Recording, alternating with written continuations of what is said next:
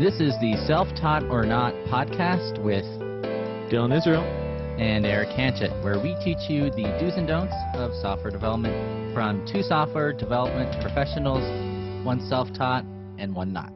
Hey everyone, I just want to welcome you guys to season 2 of the Self-Taught or Not podcast.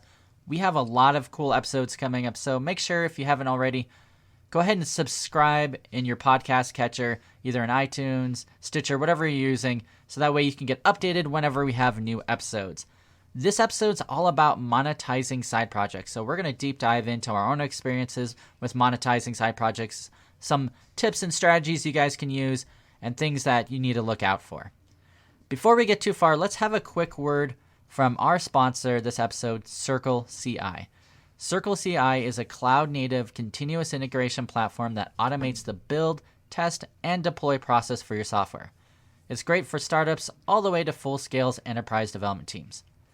As a bootstrapper myself, I love how I can easily get it up and running to start building and testing my code in just a few short minutes.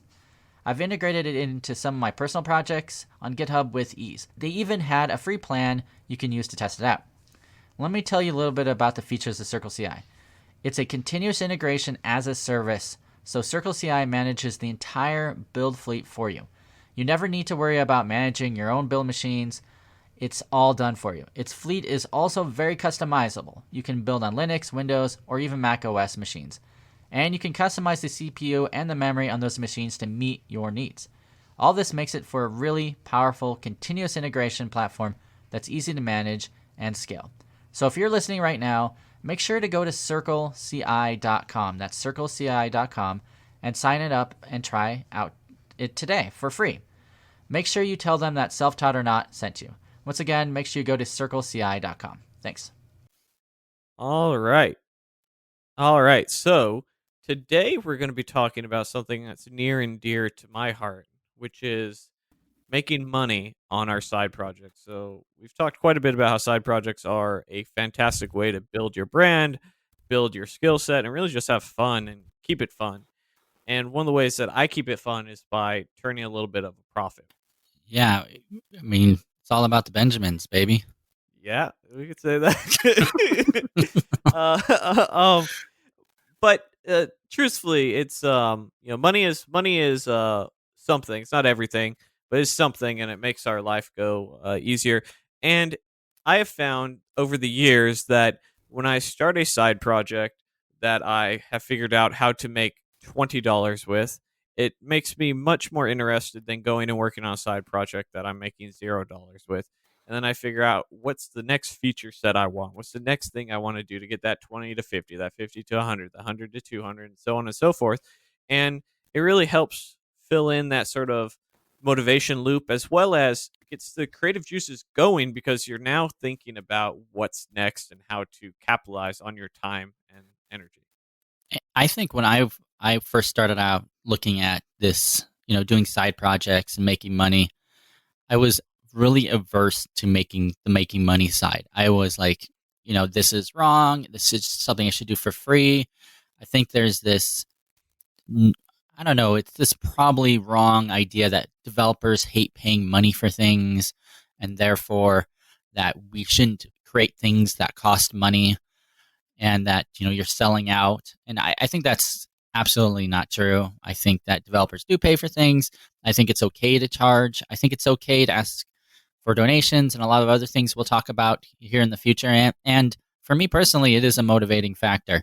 Now, not everything needs to be, I need to make money off of. I do plenty of things I don't make any money, but it's really cool to give back to the community and build a name for myself. But, it's okay to make money, and it's okay to charge for things. Yeah, and that money may not be significant amounts. Like, you may put 100 hours into something and be like, yo, it makes me $25 a month, right? Like, we're not talking necessarily about life-changing amounts, although that can happen. I know that if we combine all my random income streams and some of the ways we're going to talk about, that it has added up to a nice, like, it's enough to pay my mortgage, and that's pretty exciting. But, a lot of these things are not items that you're going to get rich overnight, but it is a nice way to, a lot of projects take time, energy, and money to maintain, right? This podcast, We have, multiple subscriptions to get things up and running, a website, all that sort of stuff. And being able to monetize it in one way or another uh, has really helped to keep it going, as well as just stay active and continue to enjoy it. Dylan, let me ask you this. Do you think once you start monetizing something, and I don't like that word monetizing, well, maybe you charge, you make some kind of money on it, that it changes it? For example, you might have a hobby that you really like, and you create a website for it. Let's say you're into wrestling and you create a wrestling website, and you're like, wow, this is really awesome. I really love wrestling, and I like the performances that the wrestlers do, and I'm going to create this kind of fan site. But then you start charging for it. Do you think that changes your hobby because now it feels more like a job? I think it all depends on your outlook, right? And this is something you and I have talked about off. I was gonna say off camera, but off pod. Is that something people say? uh, where when you are going and monetizing something, you want to monetize something you're already passionate about and that you're already doing, and not just go chasing the money. But I do worry that a lot of people chase the money too much, and there's tons of ways that you can make money and still have fun in the process. And if you forget that, it will feel very much like a job where now you're like, all right, I got to put in my hours, or I'm not going to get that paycheck. Instead of, hey, I'm going to put in my time because I enjoy this. And if I'm able to make money in the process, that's great. And that's sort of the mentality I've always taken with YouTube. It was this process of learning, process of growing, and if I could make a quick buck, great. But this channel is for my own enjoyment and my own growth, and it's hard to have that mentality because you're like, dude, I'm making $1,000 a month now. I'm making $500 a month. What is going on? So it takes a little bit of mental fortitude to have an outlook like that. But I do think, generally speaking, that should be your outlook. I think that I've had that same feeling, but it's some things have felt more like work now. Like, for example, YouTube. So I have a YouTube channel where I put out 2 to sometimes 3 videos a week, and I work pretty hard on them. And some of them, and this was a conscious effort by me earlier last year, is that I wanted to do more high quality tutorials instead of more advice type videos. And there's merits to both. People love getting advice, like a lot of this podcast is advice, but I like jumping into code too. And I don't know, my feelings towards writing code has changed. So before, I used to love to open up an editor, spend an hour or two just coming up with an idea and mapping out a website, or trying out a new library I've never heard of. And now when I have that feeling like, oh, I want to try this new library out, I got to think, okay, how am I going to record this? What time do I need to get on my recording equipment? How do I make the outline? And it feels like a little bit of a burden so in some ways, because I love doing it, but it feels like a little bit more of a job right now, because I know I need to release at least 1 or 2 tutorials a week, and it's pretty heavy on me. I don't know, maybe I got to think of how to mentally change my outlook on it so it feels more like a fun hobby again. Yeah, and I think that's not only side project related, but so much more industry related. Like, I saw a video the other day by Chris Hawks on YouTube about how programming is a drug, and like companies want to know how much of the drug you're taking. And like it rang true a little bit, where I know a lot of senior devs, and most of them seem like, if you were to ask them, are they going to be doing this in 10 years? 9 out of 10 would be like, fuck no. Like, not even like, I don't know, man, we're gonna figure it out. They're like, nah, dude, I'm getting my money, I'm getting out. And part of that, it goes back to this mentality thing of always feeling like you have to make the best use of your time, the most productive use. You always have to be learning and growing, and that's true to a degree. But I do think we need to manage expectations, and that sort of same mentality that we have as engineers very easily can leak into our personal hobbies, our personal life. Where I know for me, I've played video games my entire life, but now it's hard for me to sit down more than 30 minutes before I'm like, dude, I'm just wasting my life over here. Even though it's only been 30 minutes, been working on real, quote unquote, real stuff before that. I think that's a dilemma. Yeah, for sure. I definitely see when you get to the point where your hobbies become work, then it's no longer fun for you. I don't know if I did this happen to you. I know you were always striving to become a developer for many years. So I had graduated college and I was looking for my first programming gig. I even though I was programming on like for fun on the side, I still wanted that gig. And when I got my first real programming job, like it didn't change my feeling of like, wow, I really want to learn more. I want to try different things. I don't care. Like some people, like they're in front of a computer for 8 hours a day. When they get home, the first thing they do is they say, I don't want to be in front of a computer again until the next day. And that's perfectly okay. But I've always been like, yo, I spent 8 hours a day programming.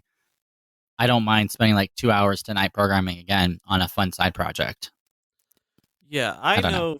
know for me personally that's usually my outlook unless I actually hate my job. And so like and I didn't really think about this till a former tech lead sort of opened my mind up to it, and I was like, "Oh, you're saying a lot of sense." Where I I love to program, right? I'm one of those people addicted to the drug at times, and all my projects, all my hobbies, really all the people I hang out with nowadays are software engineers or YouTubers, and the majority of those YouTubers are in the software engineering space, and so it's really sort of taken over my life in some would say an unhealthy fashion.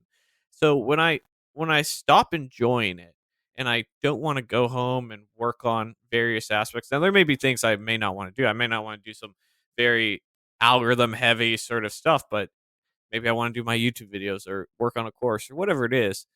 When that stops happening, it's usually something in my personal life, something in my work life, and maybe I need to change jobs, maybe I need to address personal issues.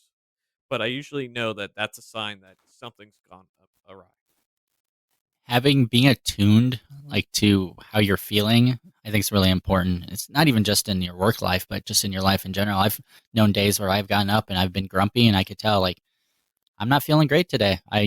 Things are really bothering me that doesn't bother me and I need to find my zen. Yeah, and I think that's important to note because I talk quite a bit as I've been writing my book that I'm working on. As I'm writing my memoirs. Yeah, it sort of is a memoir. So it's but as I've been writing it, one thing I've really been trying to put an emphasis on is that you need to think things out. You don't just assume things will happen, and don't just assume that your your obstacles will go away. Oftentimes you have to figure out what those obstacles are and what is impacting you in one way or the other so that you can tackle them head on and not procrastinate, and so you can make something an issue for a week rather than for a year. Yep. All right, so we went off on a little bit of a tangent here, but Let's reel it back in. Let's reel it back yeah, in. so cash money, dollar bills, all about the Benjamins, if I remember correctly. Um, So when you're doing your side projects, there's obviously many different types of categories, right? One that we're very familiar with is YouTube, for instance, quite the side project, and one that it seems like every day I'm getting 10 new channels recommended to me, which is fantastic because I like to see that I think as more channels go out there, the tide rises for everybody. hmm I like that idea of instead of it being a zero sum game where one channel can take the viewers of another channel or one resource can take the eyes and attention off this other resource. It's like everybody rises together. That the tide rises the boats together, right? Is that the saying? Yeah, Something like that. some old man shit like that. We're not we're not about that life. I don't know. We'll have to get like a quote book Yeah. for season 3 where like we have shit on hand where people don't know what the hell we're talking about, that they sort of have heard a quote from a movie 20 years ago. Um, but yeah, let's talk about some of the potential ways that you can monetize YouTube, for instance. And I think the obvious one is ad revenue. Pretty much any side project that you have, you can use ad revenue to generate some income. And the ad revenue in general is probably one of the least paying ways to make money with a side project. So, for example, on a website, you might have a banner ad at the top, and you literally get paid pennies per click. And you really need to have a large audience, a lot of amount of unique visitors to your website. and a lot of people clicking that advertisement. And there's big ad networks. There's a whole ecosystem. I looked into this when I had my blog a few years ago, which I can talk about. But there's ecosystems that ad networks for different types of blogs. For example, if you have like a cooking blog, there's an ad network for cooking blogs. There's an ad network for tech blogs. And then there's the general like AdSense, which is kind of one that encompasses all of them. It's owned by Google. And then you can put these advertisements at the top. And then you can also, I think it's not just for blogs. I think you can do it for other websites as well, of course. And then there's different search advertising too, where you can buy keywords and do it that way. But we'll talk about that later.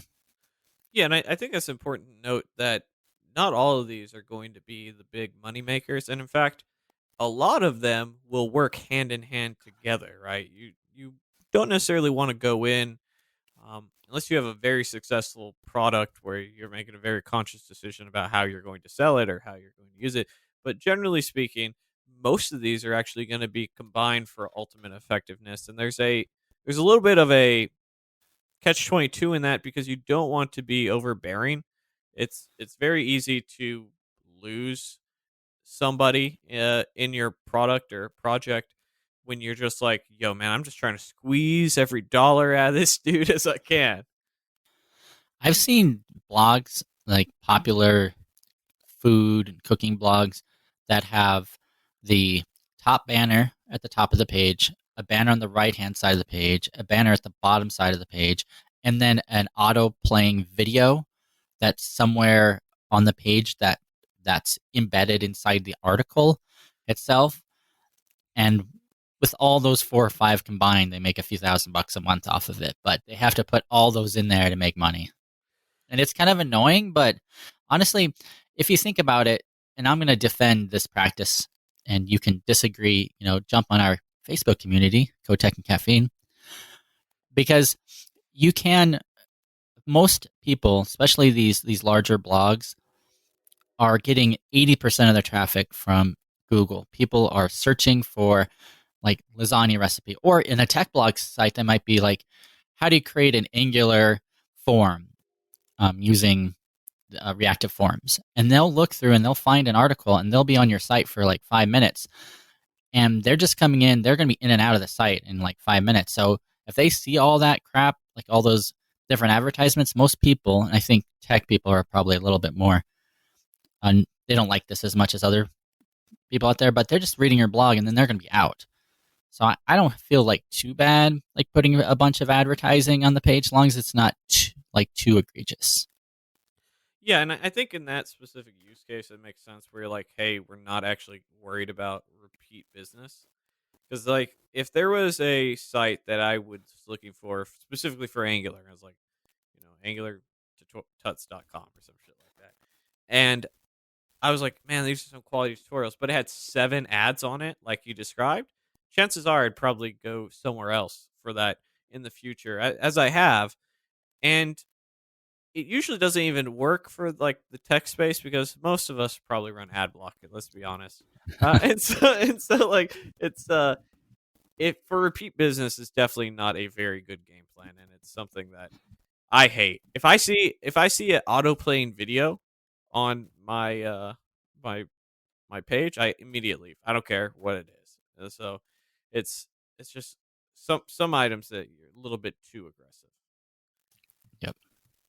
But so we have ad revenue as one way, and I'd say one of, if not probably the most popular way, and we're gonna agree to disagree on this, but it's really about affiliates and affiliate income. Let's have a quick break to talk about our sponsor, Circle CI. If you don't know what Circle CI is, let me tell you. Circle CI is a continuous integration as a service, and it manages your entire build fleet for you. You never need to worry about managing your own build machines. You can build on Linux, Windows, or even Mac OS, and you can customize the CPU and memory usage to meet your needs. This really makes a powerful continuous integration platform that you can manage and scale with ease. So I use Circle CI personally on a project a few months ago, It was a Vue project, so I had Circle CI build the project for me. It ran all my integration tests, and it then deployed to my back end. I even set up a little Slack server, and I had it send a message to my Slack server when the build was completed, which was really cool. It probably took me about 10 minutes to set it all up, and I have never set up a CI/CD pipeline before, so I highly recommend Circle CI. So make sure you go to circleci.com and sign up for a free account, and then tell them that Self-Taught or Not sent you. Thanks. Make sure you go to circleci.com. Yeah, affiliate income is great. So this is essentially where you, as a content owner or website owner or YouTube owner, will contact a company, and usually many companies already have some sort of affiliate sign-up page, and then you'll sign up to promote their products, and then they kick you back a percentage of their profit or revenue from it. So, for example, I'm a big Udemy fan. I've literally have recommended thousands of people to Udemy over the years, and they pay me a few bucks, not much, a few bucks for every time someone clicks on one of my links for Udemy and ends up purchasing. And I think it's within 48 hours. If they click on a link for Udemy, it puts a cookie on their machine. And if they buy if they buy that course within like 48 hours, I get, I don't know, a couple bucks. But those couple bucks adds up, and I only recommend courses that I really like. Like I recommended Dylan's courses. He has some great Udemy courses. I recommended a few from Colt Steel and Angela. So there's a few that I recommend that really makes me money. But there's affiliate income for everything from like Udemy, from course sites. There's ones for web hosting is really big, especially in our tech space. There's ones for, I don't know, have you dealt with a few others? Amazon, of course. Yeah, Amazon's fantastic. So I read about a technical book once every 3 months or so. I'm currently reading Code Complete, and I just purchased the Pragmatic Programmer, which I actually jumped into that because Code Complete's kind of dry, even though I'm about 3/4 of the way done. I'm dying this last fourth of it. And then I'll do reviews about it and link to it. I've even I've talked to you about, I've been inspired by one of your projects that we'll talk about in an upcoming episode, sharing YouTube channels, and came up with a way to use affiliate links in a similar fashion for resources and items like that. But I think you made an excellent point about recommending things that you actually like, and this goes back kind of to our earlier point about not necessarily chasing the money. Like I'm a big believer the money will come as long as you are sort of honest to yourself and you're honest to your audience. And I think this whole, like, I hate the term personal branding, but part of that is people learning your character. And so when you recommend something, um, even though you have a monetary benefit, and it's definitely an argument that can skew your outlook, that you're recommending something you actually like. And there's so much out there that if you're just chasing the money and you burn people one time, they're not going to come back, and they're not going to be fans of yours for very, very much longer. Mm-hmm. Okay, so quite a bit with affiliates, whether it's courses, books, whatever you want. There's one tip I would have for people who are looking to do this is, and I've recently started doing this, so don't think a lot of these things are things that I've thought of on day one with my side projects, but affiliate programs, oftentimes in their terms, can end at any moment. They can pull that out and they're like, you know what, we don't want to have an affiliate program anymore. We grew our business to X, Y, and Z. And I remember a while back with my buddy Matt Tran, he sort of introduced me to affiliate programs back in the day on his YouTube channel, Engineered Truth. He was doing a program for a college job site where they give him like 75 cents for every email that signed up. And at that time, he was doubling his YouTube income because his channel is definitely career focused and perfect for that. And then they just, hey, we're no longer doing it a year later. So what I would recommend, and I've done this now, I'm doing this now, is that when you are putting affiliate links for something up there, let's say I'm trying to, I have a link for Code Complete, but for whatever reason I can't I can't sell you code complete. I can still make a recommendation when someone clicks on this video 4 years later of a maybe the pragmatic programmer, which I do have an affiliate link for. So I always now wrap my affiliate links in my own website and redirect. That way, if they change their URL pattern, or I need to do some custom stuff to like a coupon code, or the affiliate link I had is no longer relevant, I can still redirect to a product that maybe think is great and that you may still have interest into. So just a little tip to save yourself some headache. Yeah, that's a great tip because I have had that exact thing happen. I used to use Google for my URL shortener, and one day Google, I got an email. I didn't even get an email. Someone just told me Google is saying they denied all your. I'm clicking on this affiliate link, and Google says it's denied. And somehow Google they used to have the shortener. I don't know if this changed, but they had some kind of policy that you couldn't do affiliate links, or you couldn't do certain types of links through Google. So all my Google links on like 100 videos on my YouTube channel stopped working. And I had to spend like a good 3 hours going through every single YouTube link in the YouTube description and changing them. And I ended up getting a plugin called TubeBuddy that made that a little bit easier, but it still was a huge pain. And then I've had both. I used to recommend a code. I'm not going to call them out by name, but it was sort of like a code course training site. And I had a bunch of those links all over the place in my personal blog, which I'll talk about later. And one day they just ended their affiliate program. So now I have a bunch of dead affiliate links everywhere that I have to go back and change to something else. Otherwise, people are going to click on it, and either I don't remember if the link would stop working or they would just stop paying me. I think they just stopped paying me, which I guess is okay, but still wasn't perfect. And then I've had affiliates that have changed their terms. I had one that basically changed their terms. I used to be getting, I'm going to make up a number here, like 70%, and they went down to 35%. And just no reason, just like, we're changing our affiliate program. You're getting half as much as you usually got. And I was like, oh my gosh, like this is crazy. So yeah, if there's an easy way, like what Dylan just said, to change your links, that's a great tip. Yeah, and definitely when dealing with affiliate links, all that stuff or affiliates, all that stuff will happen. All the terms for these things are always in, it's like any other legal contract. It's always in their favor. They're not going to be like, write something that's like, we will not change our prices and you'll have full control of what we agreed to, right? It's not going to work that way. So some other great ways that you can make, and this almost goes back to wrapping the affiliate links in your own way, is oftentimes creating a membership site. Like in our space, there's countless people who have their own coding sites that they may put their courses on other platforms, but they also then put it on their own platform. This is something I'm hoping to do probably at the end of this year or maybe next year. Yeah, another great way to make money online. I would say this is probably not a great one if you're just starting out with.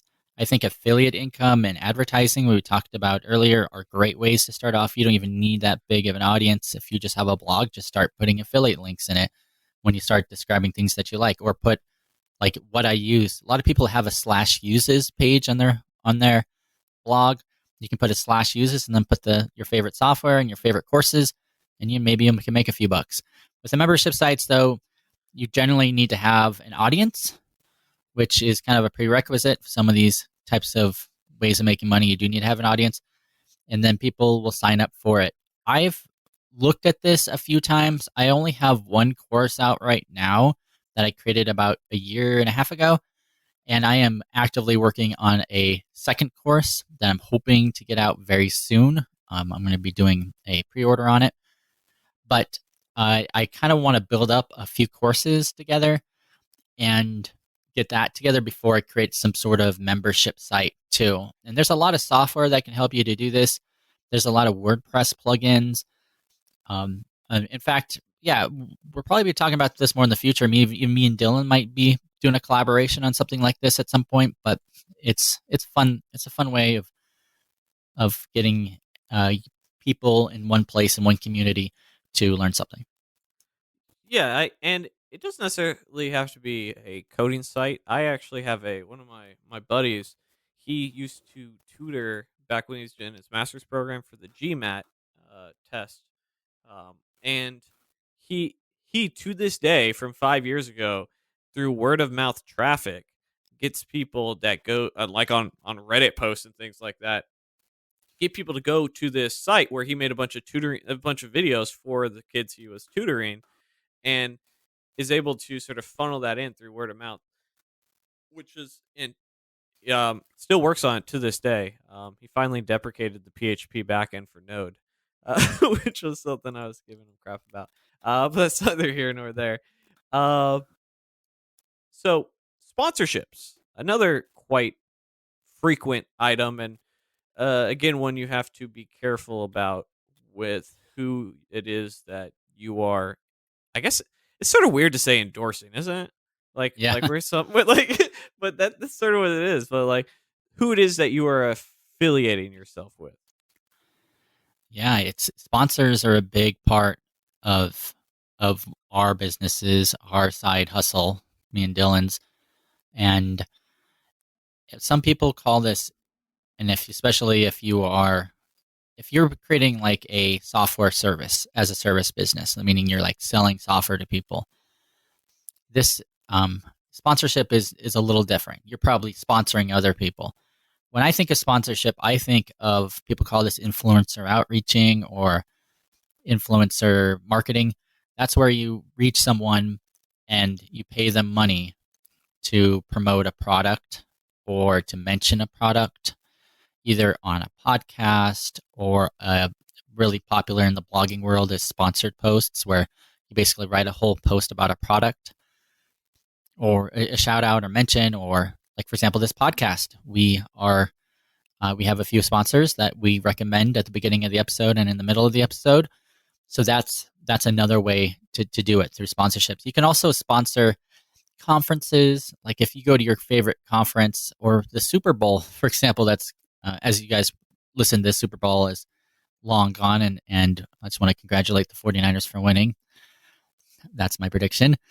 And you'll see all those advertisements on TV for all these different products. And then you'll have maybe Super Bowl 54 sponsored by Doritos, and that's a type of sponsorship. But usually when we're talking about side projects, we're talking about smaller sponsorships for individuals that are creating something.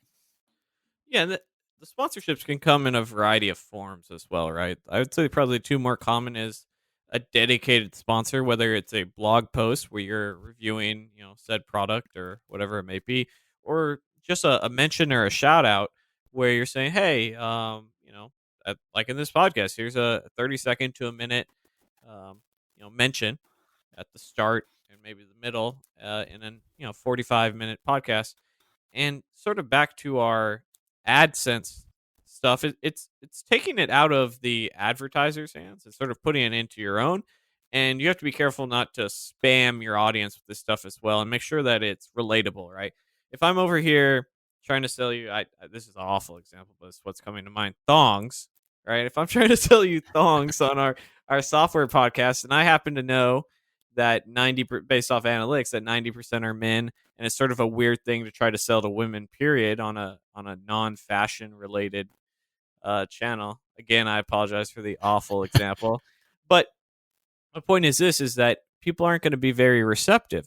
But if you are, doing the occasional one in what's a reasonable amount of time, that for something they're interested in this case, maybe it's a coding boot camp. Oh, hey, a good portion of audience might be interested in that, or a course that we built or someone built that we think is good that we're going to share with it. And make sure it's relatable and that you're not spamming people, because that's when you start losing people long term. And you have to really maintain this healthy balance between the two. You just can't do it for the money. You got to be able to back it up, and that builds trust with your audience. If you recommend things that you like, that is relatable to your audience, that you don't spam them. I think I've tried that really, really hard, just to make sure that anything I recommend is something I really like and that I can prove. And by the way, thongs is also, I don't know if maybe this is an East Coast, West Coast thing. Thongs is also like flip-flops for some people. That was yeah. We're gonna say that was what I was talking about. we'll go we'll go with that. Um, yeah. Donations are another fantastic way. Although I have not had too much success, I would say, with donations or I was trying to think of a word that wasn't handouts, but like that's sort of what a donation is, in the sense of people who like, hey, I just want to say thank you, and they can do this whether it's through like super chats on YouTube, where sometimes it's just, hey, I'm sending you a message, and here's a, I think technically on streaming they're called tips now. Is that Yeah, that's what the kids have called that's what I think about donations. Some people call it e-begging. Some people have like really negative connotations of donations because it's you're essentially just giving someone something for someone that for nothing. But at least in streaming, so there's these streaming services like Twitch and Mixer that people live stream. Usually it's video games. They'll play video games for hours and hours, and then people can watch them and they'll do these donations. And usually the donation will be like a little shout out on the stream and they'll get their name called. And that's a way of making money. So some people think it's a little more controversial. I know I've heard some bigger bloggers that put up donation buttons on their blogs or YouTubers that get a lot of criticism for it because it's essentially e-begging. But I don't think that's true. There's other sites where I guess it's technically donations, like Patreon, where you can find your favorite. And I think you've done Patreon, right, Dylan? Can you explain what it is? Yeah, so Patreon is a way that you can sort of set a one time or a monthly subscription. It's really a monthly donation to creators of anything, whether it's YouTube or podcast or whatnot. And oftentimes there'll be tiers of rewards where I'll say, okay, there's two different ways. If you donate $5, I'll send you 2 stickers, right, as your initiation, and maybe I'll say thank you in the about description. Or if you donate $10 a month, I'll give you one of my new courses for free whenever I release a course. And so there's tiers, and there's another tier where if I have a collective amount to like $1,000 a month, I'll start doing an extra video a week, or I'll build an extra course a month, whatever it may be. But it's a nice platform. Although I don't know why they seem to always get in so much trouble. We could do a whole episode about how Patreon's just giving themselves headaches left and right. But the platform's there to allow people to support creators to do what they want, because there's a lot of people who want to do stuff like that, and why this podcast is kind of important, so they can. But the reality of the world is, we all have mortgages, and a lot of us have kids, and we all need to eat, and occasionally we need to eat more than rice and beans. That'd be nice. So let's see how we can get there. What's the donation site that's geared towards people that are having hardships? Like if you have a medical emergency. This I this can't is remember the name. this is one thing that, not the medical emergency thing, but I've been seeing this, and sort of to the point about e-begging. Now, if you go and you have a product that you're created and you just put a link, you have a support page, or on the about page, you have a spot where they can PayPal you if they want. We have one for this podcast, for instance, where, hey, if you want to support the podcast, you can just send a few bucks, and it will go towards, the website. It'll go towards the subscription services that we use. Maybe we'll update some stuff. We haven't had anybody do that, but it's there. If you want to be the first, though, and you're listening right now, that'd be awesome. We'll give you a shout out on the next podcast. That's an excellent way to do some e-begging. No, but seriously, there I so I am so sick of people actually e-begging, where I see almost on a weekly basis somebody I know through somebody else, right? You know how these social media things get, people add you and people add you, and then you see people who are like, hey, I'd really like to go to Europe for X, Y, and Z, and then all of a sudden they have like a little thing for people to donate, to their $1,500 goal. When I see shit like that, I actually block them and and unfollow them, because they're not people I want to have in my life. Where now you are begging. Now you're the digital equivalent to somebody who is standing outside like a Target or a Walmart, But you're actually doing much better than that person. Like that person's trying, in theory, to get money for food and water, and whether they are or not is a separate conversation. But you're doing the digital equivalent, and that pisses me off. I think even Facebook has that built in now. At least you can do it for charities, which is great. But you can be like, if for your birthday, you can say, set up donations for my charity, and then anybody who wants, instead of buying you gifts, they would donate to a charity. But yeah, I've definitely seen the opposite. There's a bunch of these platforms.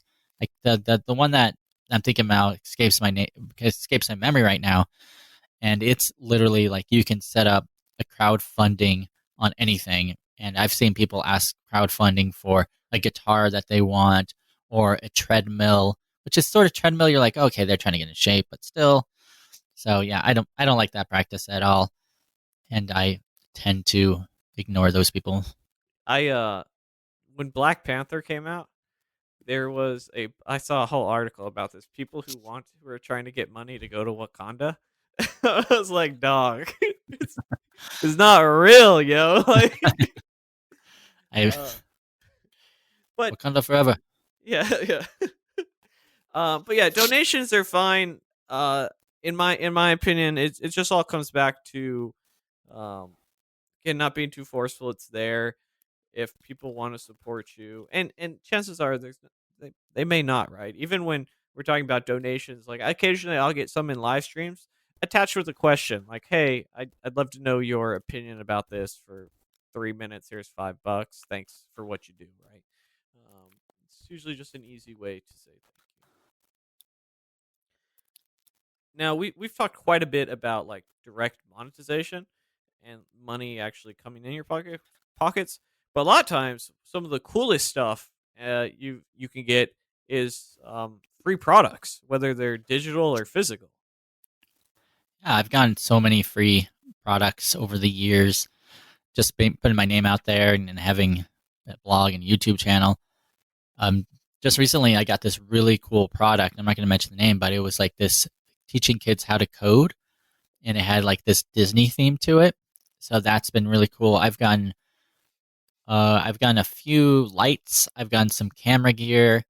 I've gotten lots of subscriptions to different services like web hosting.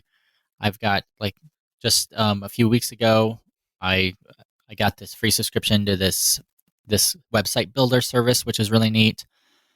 And it's nice. Obviously, everything I get for free, I try not to let it influence me when I'm doing the review or anything like that. But it's cool that gotten that things.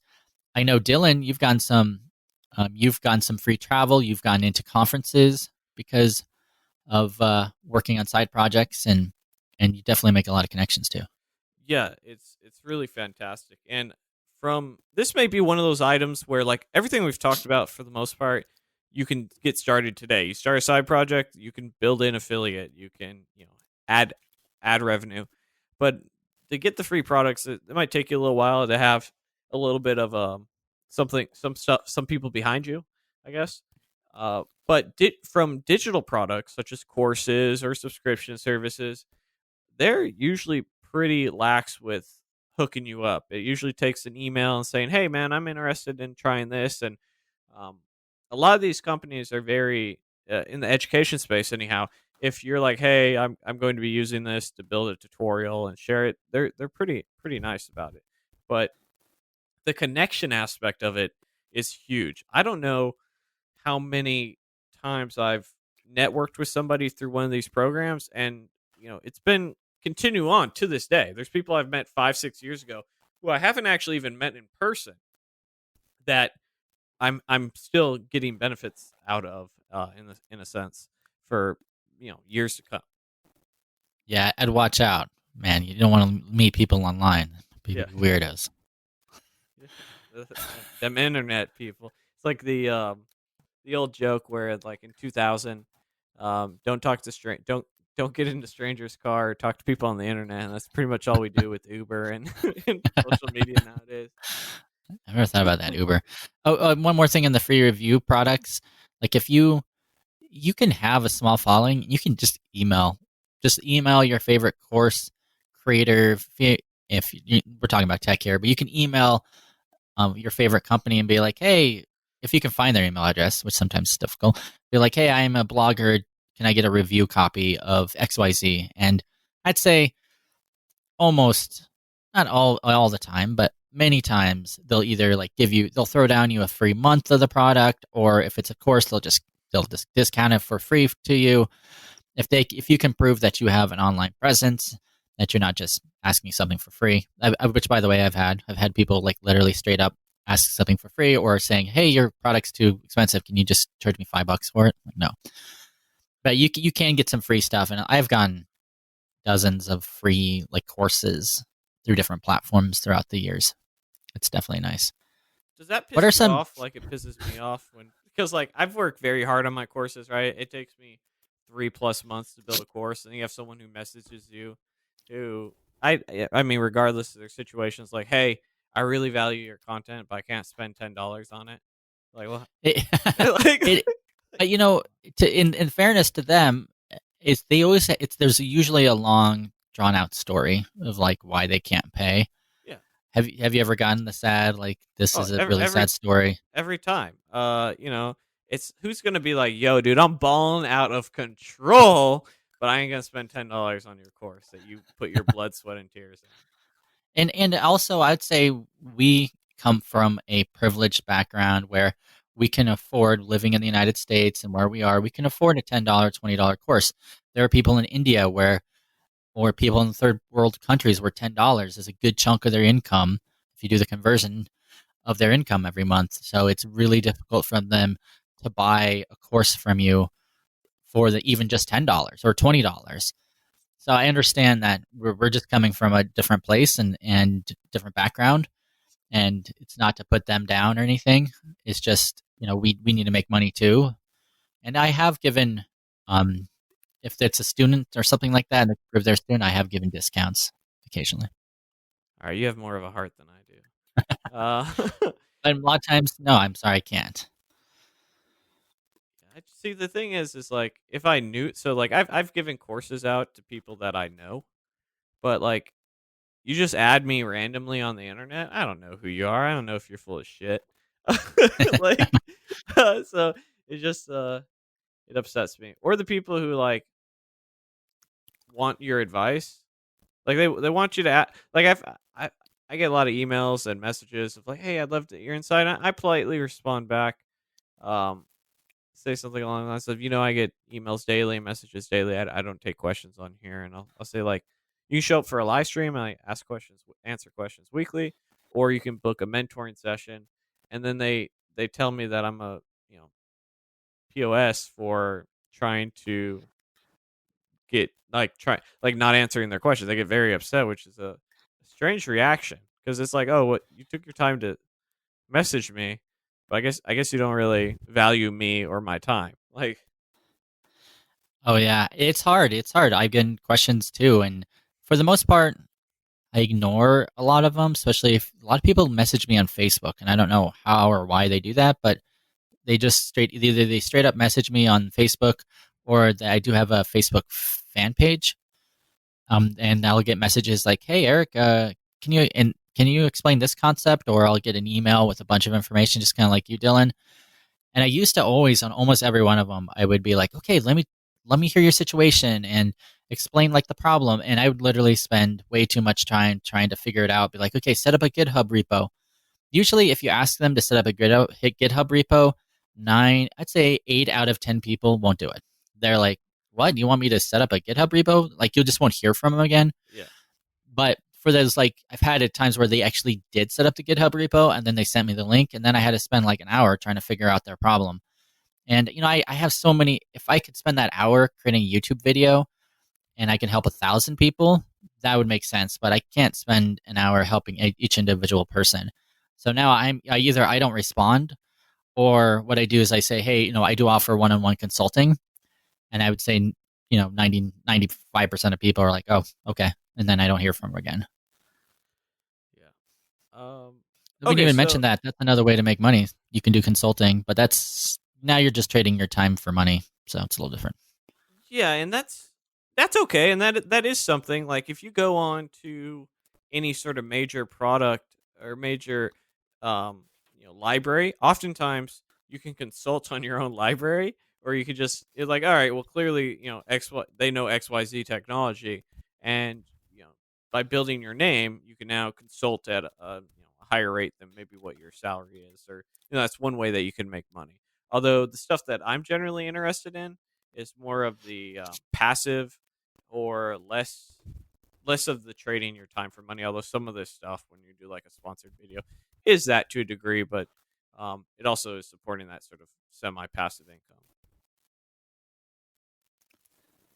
So we've talked quite a few on various ways of how to monetize products and how to monetize your side projects, and I'm sure we even skipped over a few unknowingly. But let's talk a little bit about some of the drawbacks, because the second that you start involving money on the internet to anything, people start calling you a shill. People telling you sold out.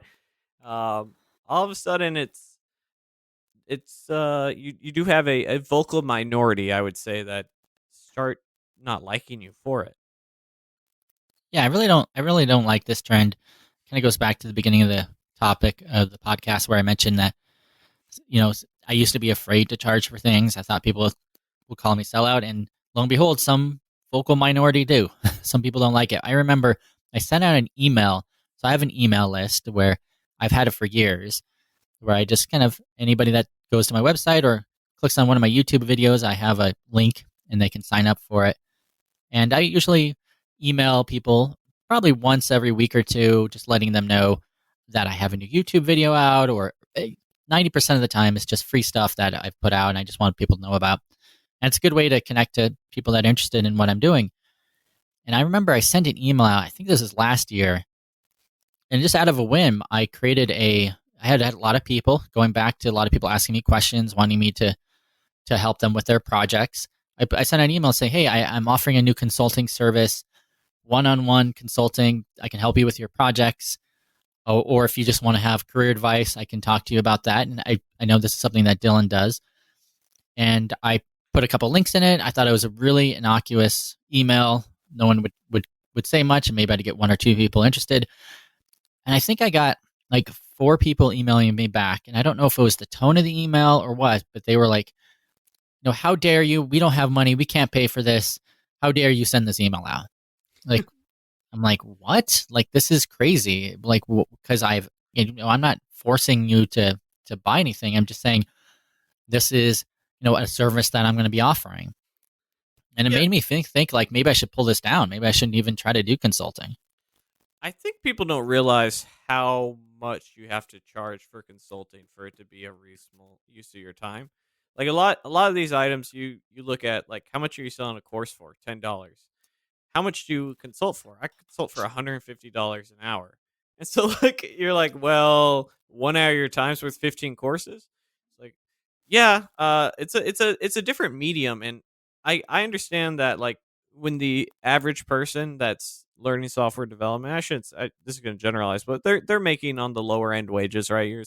Most people who are like, oh, hey, I'm not making good money, so I'm jumping into software is a common route.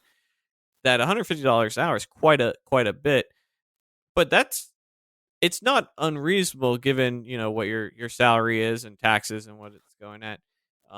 But I definitely understand the pushback, but it's a common thing, specifically with consulting. Like, I think people are more willing to buy. Like, if you sold a $150 course, I don't think that'd be an issue. But for whatever reason, people don't.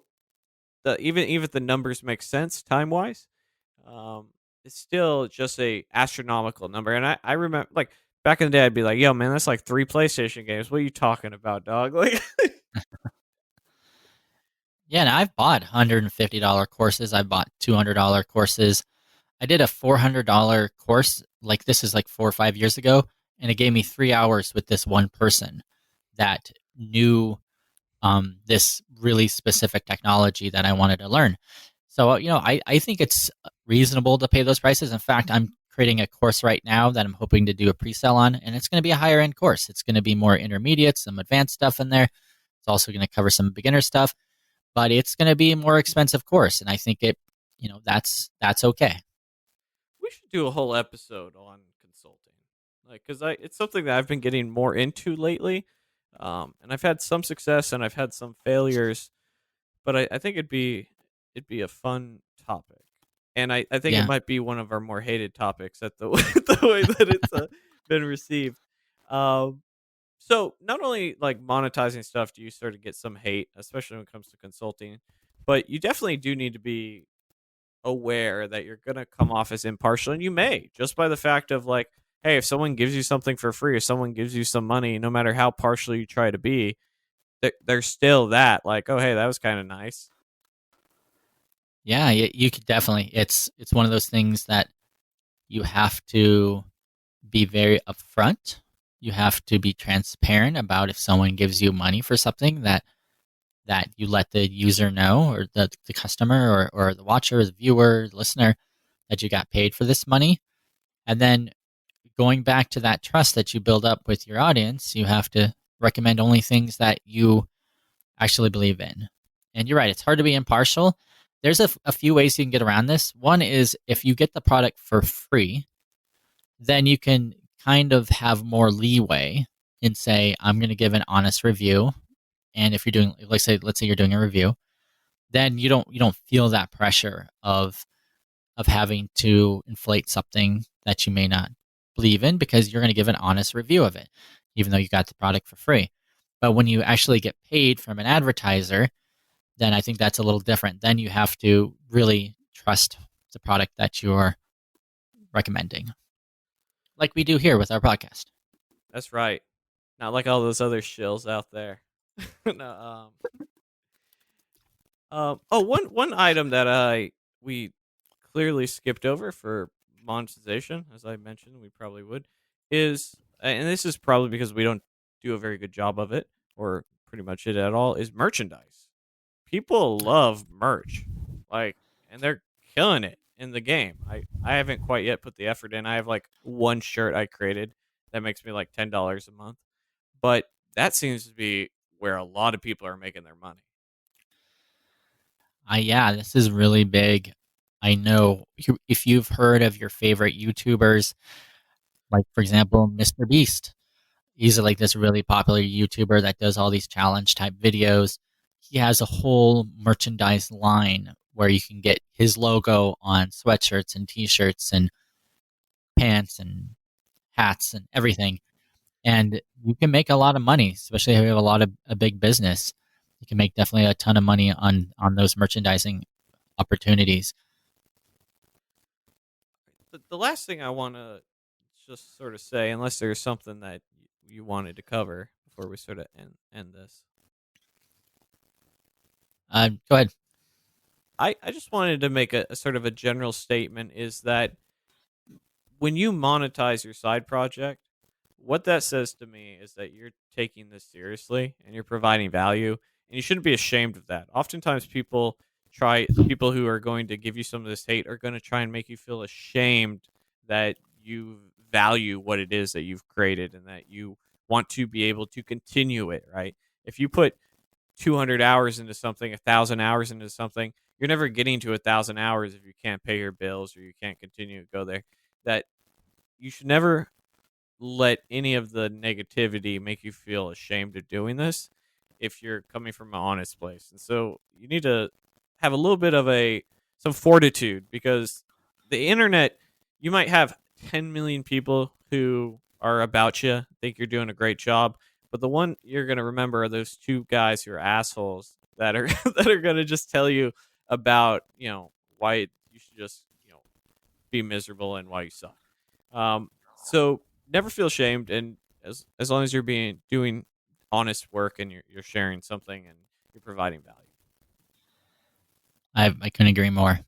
And remember, one other thing I just thought of is that all these things we've talked about today, I think every single one of them, this is a hard road to go after. You'll find one of the biggest issues beyond what we just talked about of having the haters gonna hate is just getting people to click, getting people to buy. It is incredibly difficult to get people to buy. it's just one of those things you have to deal with. In fact, when you look at a lot of these things like affiliate income, you might have this affiliate income on your blog or on a YouTube video, and you get 1,000 views on that YouTube video. And out of those 1,000 views, maybe 100 people are going to look at the comments and look at the description. And out of that 100 people, maybe 30 will click your link in your description, and maybe 10, maybe 5 will buy. So you're talking about like less than 1% of people that go to your video are actually ever going to click on these things, or actually ever going to buy. So it's really a numbers game on a lot of these things. Yeah, so like anything, set reasonable expectations. Don't be like, I wrote my first blog and I made $2, which it might be very realistic on your first blog. Understand that it's a long game for a lot of these items, and if you're like, I'm gonna make thousands of dollars, you're sort of setting yourself up for failure, much like these people tell you can learn to code in like 2.5 weeks. So you want to have reasonable expectations of what it is that you can accomplish. Now, some may be outside the standard deviation, and more power to them, but have reasonable expectations, or you're going to sort of let yourself down. It's going to be hard to go back to get that $2 up to $4. Mm-hmm. All right, we'll leave it at that. See ya. Hey guys, thanks for watching. If you want to find more about what I'm up to, go to dylanisrael.com. And if you want to know what I'm up to, you can check out my website at eric.video. If you haven't already, please leave us a 5-star review on iTunes. It really helps us out. And if you do, you might even be featured on our next episode. Don't forget to check out the website at selftaughtornot.com. From there, you can sign up for a mailing list where we give away free courses and a bunch of cool stuff. And we'll also let you know when the next episode comes out. And finally, if you didn't know, we have a Facebook group. It's called Code, Tech, and Caffeine. We have over 10,000 members, and you can find the link at selftaughtornot.com. So come join us. We have tons of developers willing to help you guys, mentor you guys. Check it out. Just make sure you go to selftaughtornot.com and check out the Code, Tech, and Caffeine link. Thanks, and take care.